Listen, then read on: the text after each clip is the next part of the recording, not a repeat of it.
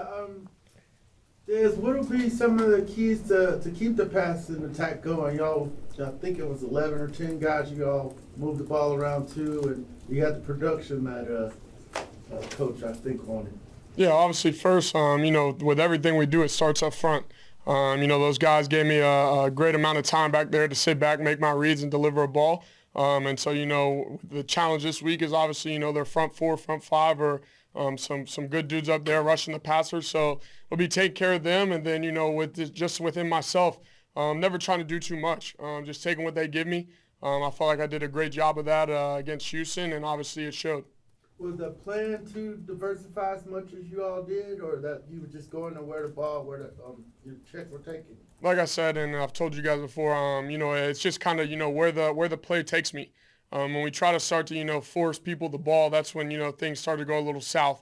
That's when you start hesitating in your read. The ball might be a tick late, might leave it a tick inside, and that could end up, negative for us as a team. So for me, it's just about going through, playing each play. Obviously, we have schemes and designs to get people the ball, and but within that, I'm still just going to play the play. How much pressure does that take off you to know you have all those options, though, out there? Yeah, it's huge. Like we've said from the beginning, since draft, since, we've had all these guys. And we got weapons everywhere. It takes the pressure off me of not, thinking that I have to do everything or I have to do too much.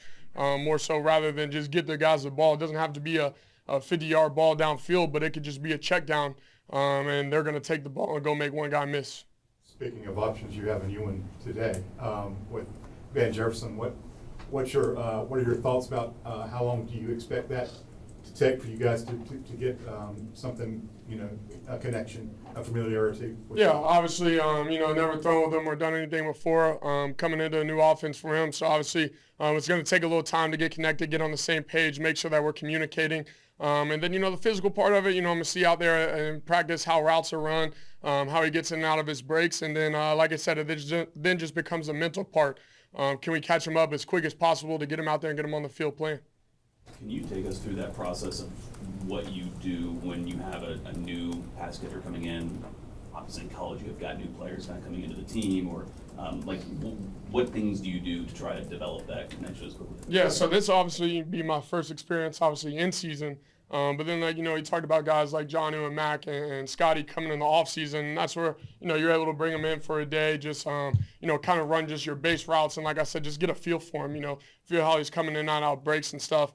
But yeah, it'll just be, throughout, getting little things in practice, after practice, and then obviously getting in the film room with him, just catching them up on our game plan. What jumps off the screen when you take a look at that Washington defense? Yeah, obviously, like I said, the front four, the front guys up front four, front five. They pay those guys a lot of money to get out to the quarterback, and they do a great job of that. So it'll be a great challenge for our front five up front. And then obviously in the back end, a little banged up in the back end, so they're rotating a whole bunch of guys. But they've done a great job of kind of being savvy, just, letting everything be underneath and kind of attacking to the ball.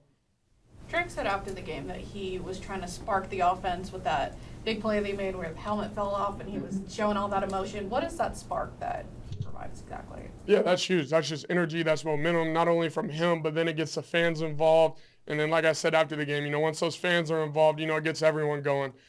So, whether it's, the catch or, the dramatics after the play, whatever it is, it just gets everyone going. It gets the energy of the team, the offense, and everyone flowing. Have you ever seen him that fired up? He seems pretty cool-headed off the field. Have you seen that demeanor of, maybe he turns it up a little bit more on the field? Yeah, there's been times where, both good and bad, where, you can see him pop off sometimes. Like I said, we talked back last week, a couple weeks ago with Mac. It's an emotional game. And so that was an emotional moment, big time in the game, and, he just let it show. Following that up, is there almost frustration from what's all that's been talked about, not catching the balls or just finally getting the touches? Is it just kind of all wrap up in one? Yeah, I'm not Drake, so I couldn't tell you, what he was thinking during that moment. All I know is, like I said, I was juiced up and excited just to see him, the energy that he brought and the passion that he plays with. Were the other players talking about just that emotion, that play? I mean, it seemed like I haven't seen that much emotion out of a Falcon player in a while. No, really you guys, we see a lot of emotion at practice, make big plays. Obviously in some games last year, get out, kind of do the same thing. But like I said, it's just great to see guys play with that emotion, play with that energy and that passion. to be out there no matter what point in the game, whether it's first play, last play, in between, to just be out there playing with energy and passion. Storm comes into the game midway through. Do you say anything to him, like try to give him confidence when he's coming into the game? Because it's just tough to come in cold like that. And the team had been pass protecting well before that. Obviously, he did well coming in. Yeah, just let him know, hey, it's time to roll. Numbers call, it's time to go. That's for anyone that comes in. But like you said, he did a heck of a job coming in there, subbing in for Caleb, and was able to kind of smoothly run the offense, without any hiccups from that end. To that end, Arthur made the comment that he didn't feel like he had to call the game around him, and sometimes you feel that when you have to, especially with that offensive line because they work so closely together. Is that something that you felt too, that it was like there was a seamless transition from Caleb to him? Yeah, and that's huge. That's for everyone, no matter what position comes in, being able to make a seamless transition, to not have to alter your game any on offense, defense, or special teams. Just being able to go out there and, that's a testament to not only his hard work, but all the guys in that offensive room, keeping all those guys in tune, in sync, no matter whether you come up from practice squad or whatever, that, you have to know the game plan inside and out. So that's a tribute and testament to, the work that Storm's put in and all those guys in the O-line room. This is mainly just out of curiosity, but did anyone talk to you about Van before they did the trade or anything like that? No? Okay. I was just wondering.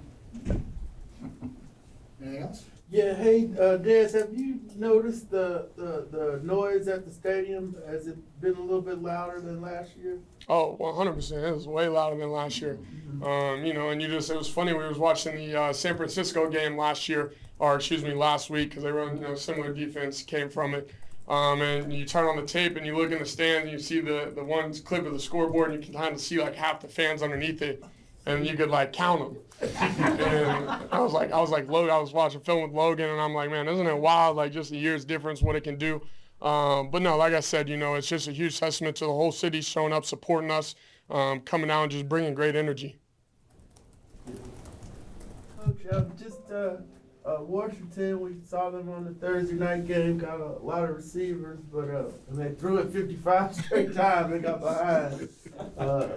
How do you plan for that, or just take what they did good and try to figure you have a plan for that? Yeah, they skill positions are incredible. You look at it, they got three or almost arguably four number ones on at receiver. Everybody knows 17. He's been doing it for a long time. One all of a sudden is stepping up. You see him making plays. They look identical to each other. And then next thing you know, you see number 4, you see number 2, and you're like, man, what do you keep bringing these guys? Then 3 show up. So it's like they got a lot of guys. Their young quarterback is doing a great job throwing the deep ball. Excellent job. Again, that's the thing that, they are attacking you down the field. They're not just running possession routes. They're trying to get the ball in the end zone. What have you seen from D. Alford since you've come to the organization and the way that he's grown, and how has he been able to just keep on kind of leveling up in his ability to carry out what has been asked of him? Well, to me, I think one of the things that we kind of talked to him about is, number one, you got to have a goal. When you come here, what is your goal for the off season? So he did that. What is your goal for the season? And then, with the addition of Jesse and, AJ and all those guys, they come in on Tuesday when the coach is not even there. So they're watching an hour and a half of film together. Hey, what about this? What about that? So they're actually getting hands-on, talking about the next team. And, that makes you way more comfortable. So when you can say this and you ain't got to worry about what the coach is saying, the players are always, yep, let's do this. No, let's not do that. Now, when we put the plan in, it makes so much more sense. See, if you don't get Tuesday, you're behind in the NFL. And I think that's one of the biggest things that why we get a big jump on teams is that our guys meet on Tuesday. We know it's an off day, but they come in, no coaches are there. They just basically putting their stuff together on how they see the other team. The plan isn't in, but they see the other team in their own eyes.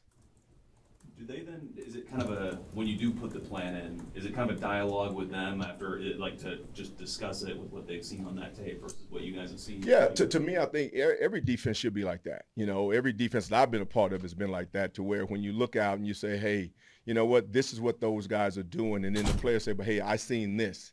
Okay, well, that means, number one, you watch film.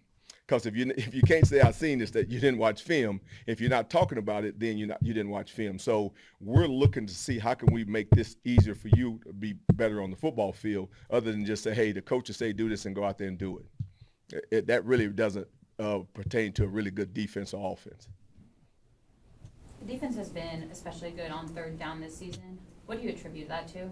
Well, I mean, again, like I said, we go in as a staff. We look at what those guys are good at.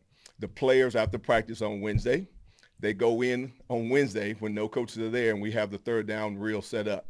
So they go through the third down reel, and they write down, okay, here's the routes they're doing.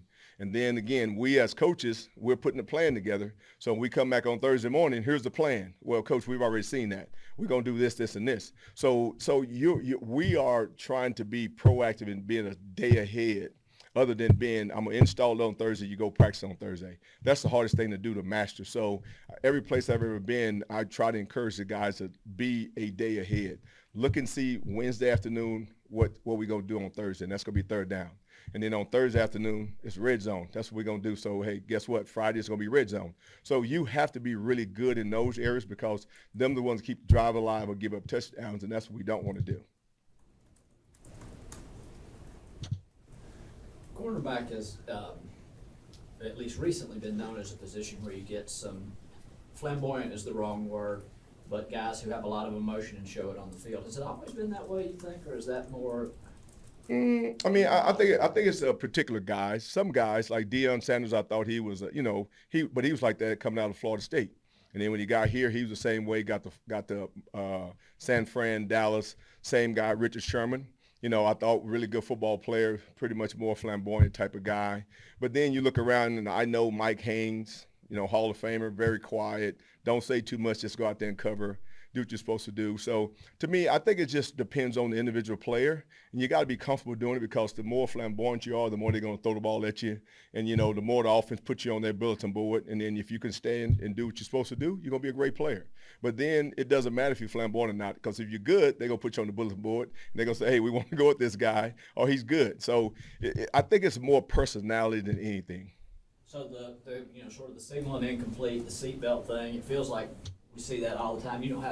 Doesn't matter to you one way or the other? Nah, I mean, to me, I think guys are going to do what they do and what they feel comfortable doing. Some guys, hey, whatever gets you ready to go for the next play. That I'm all for it. I don't like hazing other players. I don't like going into other opponents' face, stuff like that, because I think you give them fuel to go at you. But if you're doing it with your group or with your teammates, I'm fine with that.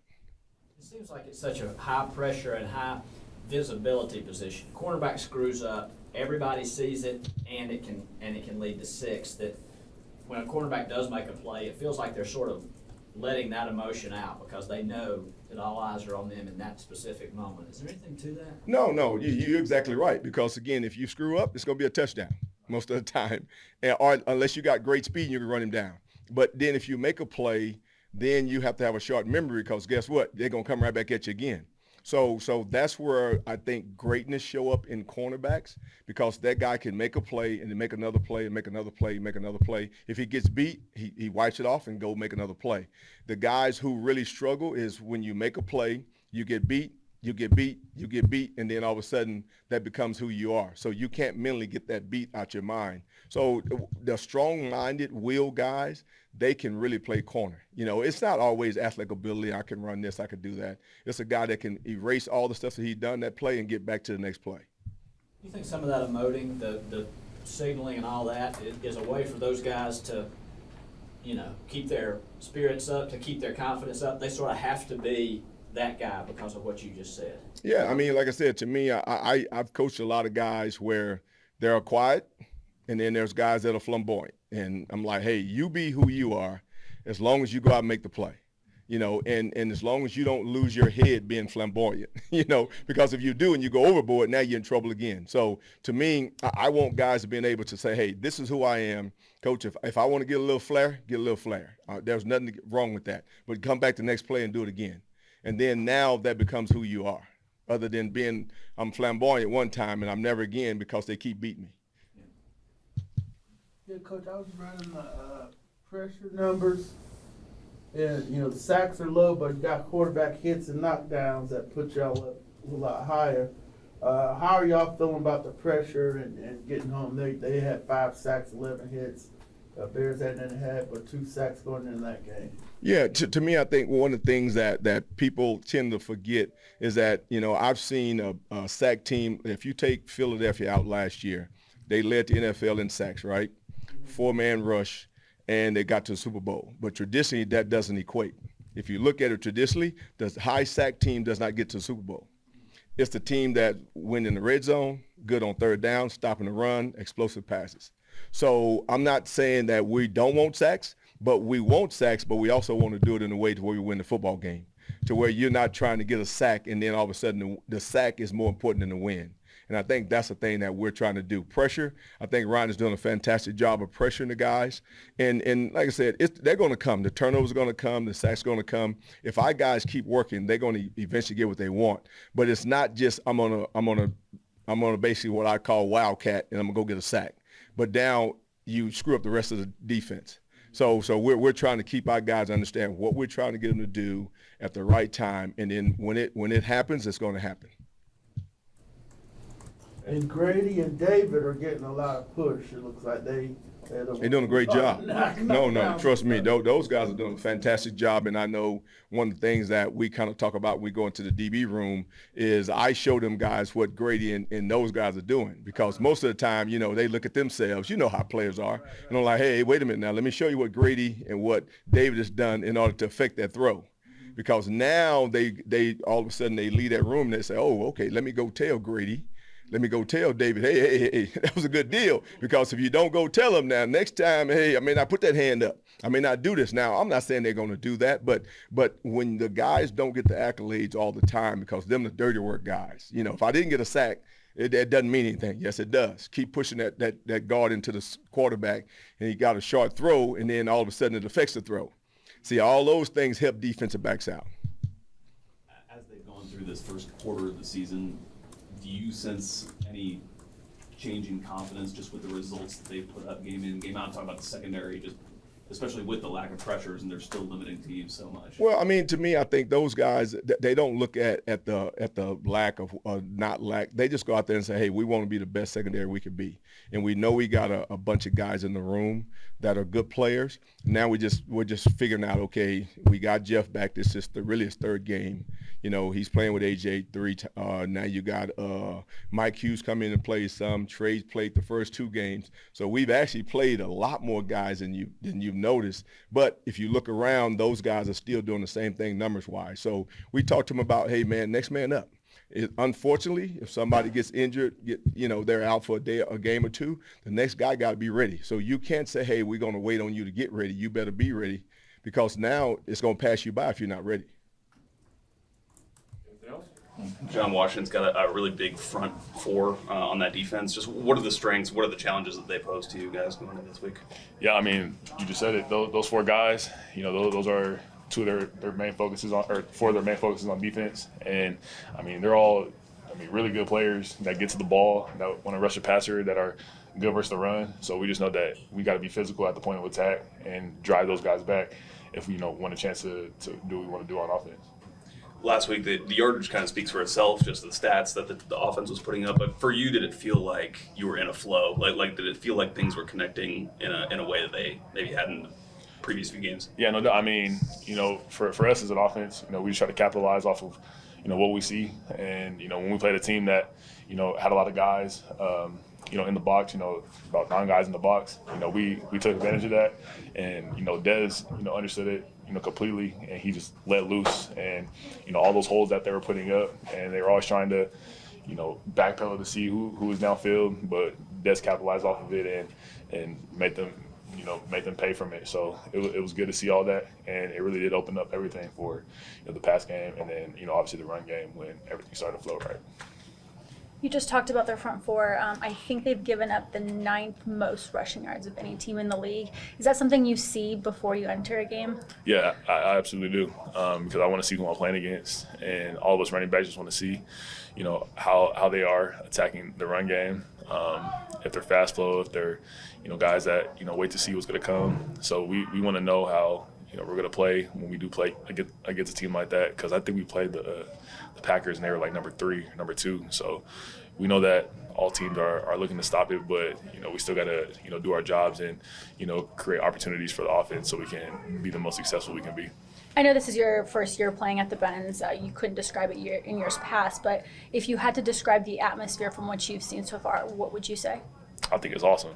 I feel the energy of all the fans that are there, and I can't wait to see completely full, because I know it's going to be just really hard to play in, but that's our job to continue to do what we're doing, so we can get everybody there and everybody ready to cheer us on. But as far as it goes, I've been having a good time in there. We've won every single game in there, so the energy is always right, is always up, and especially like in that fourth quarter when it's prime time, like then the whole stadium starts to turn up. So I love it, and I love to play in there, and I can't wait to play in there on Sunday too. After last week's win, where is Desmond's confidence? He doesn't seem like he's an unconfident dude. I mean, he always seems like he's pretty much the same, but I think that maybe that might have done something a little extra for him, but you could tell me different. No, I mean, shoot, when you got a guy like Desmond that, nothing really phases him, and, he knows that, when it comes down to the moment, he's going to be ready for the moment. People will probably think, the media, that, oh, Desmond's this, that. Like, it doesn't matter. Like, he doesn't care about none of that. Like, he's always just so focused on, the task at hand, and we're always helping him out. We're always just making sure he's good, making sure he's calm, collected, comfortable. And that's what he shows in practice. That's what he shows in the games. And I'm glad he showed that this past game, because it really does show like his confidence when it comes down to, what he needs to do for the offense and for the team. Bijan, we see so much versatility on this offense. We know, how the skill set can vary with this team. Bringing in a guy like Bijan Jefferson, what do you see out of him that he can do for this offense? Yeah, I mean, that dude he's quick as hell. Like, this is the first practice today with him. So when I was, lining up, right outside of him when he was at receiver, he was just his feet are incredible. And I see like how he can break people off because, he catches everything. So we saw that as well. But then he can run after the catch, which is really huge in this offense. We want guys that, can just catch it and get down or get tackled, like guys that can actually catch it and make moves and try to score a touchdown. That's what we pride a lot. So I'm glad that he's here. I know in college that's what he did. That's what he did with the Rams. But now that we added him here in this offense, I think it's going to be pretty dangerous to have him. It seemed like y'all were able to find that offensive rhythm that you've been talking about for the this early season. How do you get consistent with that going forward? I mean, obviously in practice we got to be consistent with it, but then in games, we got to understand that our defense is doing everything that they can to get us back out there. So we need to be, we got to play complementary ball. So we can't get ourselves in third and longs or second and longs to try to catch up all the time. Like, we need to keep the ball moving, because I think when we keep the ball moving, there's a lot of threats on this offense. So I think it's going to be hard to stop. But, we got to understand mentally, we got to attack the defenses and show no mercy, because when we get in those catch-up situations, then it's hard for us to always, come back. Obviously we can do it, but we don't want to get ourselves in those situations. Bijan, we talked during training camp, like, for you as a rookie coming in, there's just like, and Arthur, I'm sure, wants you to do so much in this offense. It's like, cramming in terms of learning the playbook, all this stuff. Is there a difference between like where you feel like you're at now in terms of just being able to understand the concepts and just the flow of how the offense goes, as opposed to where you were even like in week 1 going into the season? Oh yeah, it's completely different. Like, I'm so much more comfortable now than I was like in training camp, because in training camp everything was like coming at me like really fast, and I had to like really adjust to what I was trying to do, and I was trying to find a regiment, a routine that I can be on. So whenever we get a new install, like, I'm always ready, and I always like kind of know what to expect. But now it's like cake. It's like clockwork. Like, I'm used to it. I know the concepts now. So whatever we have, for this week, then I already know what to do pretty much. All I got to do is go out there and rep it, and I'll be fine. So I'm glad they did what they did with me and kind of just throw everything at me so I can understand it a lot better now, because I understand everything so much more easy. Van, Kyle said when he found out, I don't know if you were talking to him, but he was in the grocery store, and he kind of freaked out real quick. I mean, what was your reaction when you first heard it? Yeah, I was excited, and to be reunited with my guy. He called me immediately. He was, screaming on the phone. So it was cool, man, to, just to talk to him. But, it was exciting. What can you bring to this offense? We know how multiple it can be, or at least the attempt, but where do you see yourself fitting in with what they want to do here? Yeah, I just want to come in and just be, an all-team player. Whatever they want me to do, I'm going to do and do the best I can at it. And, I'm going to learn from a lot of great guys in the locker room, Mac Hollins and Drake London, and just learn from those guys, and whatever they want me to do, I'm just going to try to do my best at it and, see what happens. I know when you're with another team, you're focusing on that squad, but what did you see from afar out of this Atlanta team that intrigued you? Yeah, tough. I think, they play tough football, and just seeing how Desmond is and how he's playing, he's playing great. Last game, what just happened, I watched from afar, and just to come here and be a part of that, it's going to be great. Hey, could you just walk us through everything we saw where, they were trying to, maybe make a trade, and then I was trying to get to the golf course, and then I saw you trade it. Yeah. Golf went down the drain on the off day again. Yeah. How was your day? Yeah. It's been a wild 24 hours. I woke up and, did my regular routine and get a call from my agent like, hey, you might be traded today. And I was like, for real? I was like, okay. And then so got the call that, I was traded, and I was gone and had to leave my wife and kids at home, and got on the red eye and got here this morning at like 6 a.m. So, I ain't been asleep yet, so I'm waiting to go to get to the bed and get some sleep. Did you talk to your dad at all about playing in Atlanta since he had played here? Yes, sir, I have. I remember memories of us, coming to the games, and we stayed in Marietta when, he played here. So, just to be here when my dad played is great, and hopefully I can continue that legacy and just, to play good football. Does that connection make the transition a bit easier since you had only been with the Rams beforehand? Yeah, but I think any transition is tough. Leaving some of the guys on the team at the Rams, that I've built relationships with for 3 years is hard, but transition from another team is never easy. But having guys like Kyle here, and I knew Jeff Okuda a little bit, so just having those two guys come in and knowing people I know here is great. Do you see yourself coming in here as like stepping into a bit of a leadership role? I mean, it's a really young offense overall, and you have won a Super Bowl. Yeah. Do you see that as kind of part of what you bring? Yeah, I just want to come in and just like I said, just be a team player. Whatever role that comes, I'm just going to take it full hand and just go with it. But at the end of the day, I'm happy to be here and happy to be around a great group of guys and just ready to get to work.